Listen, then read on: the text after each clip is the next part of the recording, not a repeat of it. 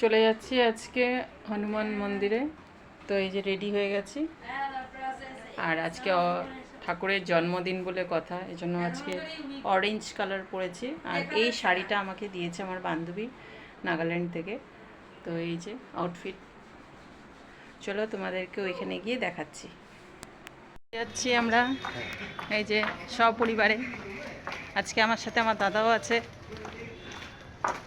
আমরা মাদ্রাজ কি ভালো লাগে না।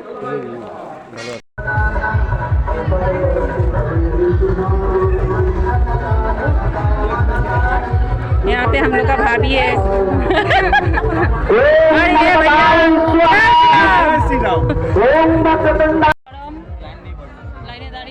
আজকে যদি এই ভাইয়া আর ভাবি যদি না থাকতো তাহলে আমরা 200 জনের পিছনে দাঁড়াতাম। এখন আজকে 100 জনের পিছনে দাঁড়িয়েছি।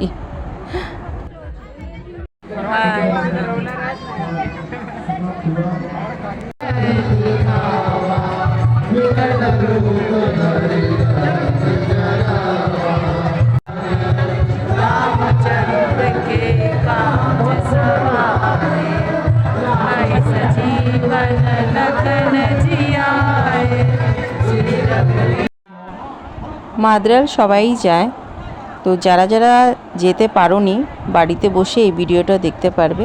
এই জন্য তোমাদের পাশে আমি এই ভিডিওটা ধরে রাখছি। দেখো ভিতরেরটা আজকে কি সুন্দর বেলুন দিয়ে সাজিয়েছে, আর এই যে নিচে সবাই মিলে যজ্ঞ করছে, খুবই দেখতে ভালো লাগছিল। আর আমরা এই যে লাইনে দাঁড়িয়ে রয়েছি, এগিয়ে যাচ্ছি। প্রচণ্ড রোদ, বাড়িতে এসে প্রচণ্ড মাথা ব্যথা করছিল। মানে এই যে দাদা ডালা নিয়ে দাঁড়িয়ে রয়েছে, মেয়ে দাঁড়ানো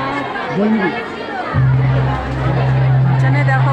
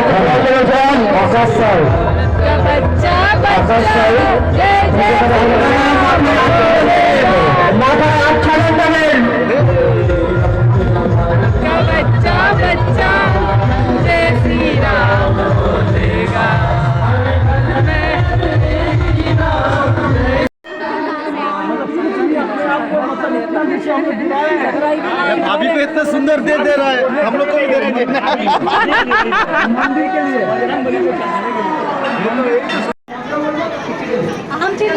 আমরা গেটের ধারে চলে এসেছি, এখন যাব পুজো দিতে।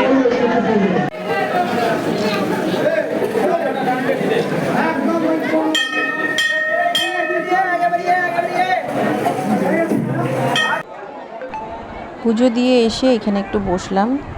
আর এই যে দেখো কত প্লাস্টিক পড়ে রয়েছে, এগুলি ধূপকাঠির প্লাস্টিক, মানে ঠিক করার জন্যই কেউ নেই। তো এখানে একটু এসে বসলাম, এখানে ধূপকাঠি জ্বালালাম। আর প্রায় আমাদের 4টে বেজেই গেছে। এখন আবার প্রসাদের লাইনে লেগে গেছে, খিচুড়ি খাবো। এই যে নিকি, ওই যে ভাইয়া ভাবি দাদা।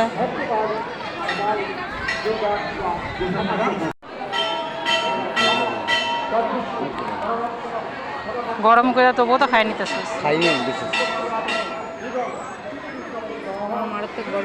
আমি খেতে পাচ্ছি না, গরম। ফোকাস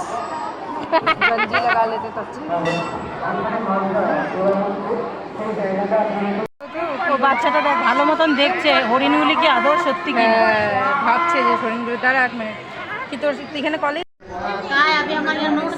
ছবি ছিল এখানে, দাঁড়াও, এটা বহুত ভালো জায়গা। আমরা একটু ঘুরছি। দাদা শু পড়ে গেছে বলে এই জন্য আর উপরে উঠতে পারিনি। আমরাই গেলাম, মন্দির দর্শন দিয়ে আসলাম, ওইখানে দাঁড়িয়েই রয়েছিল।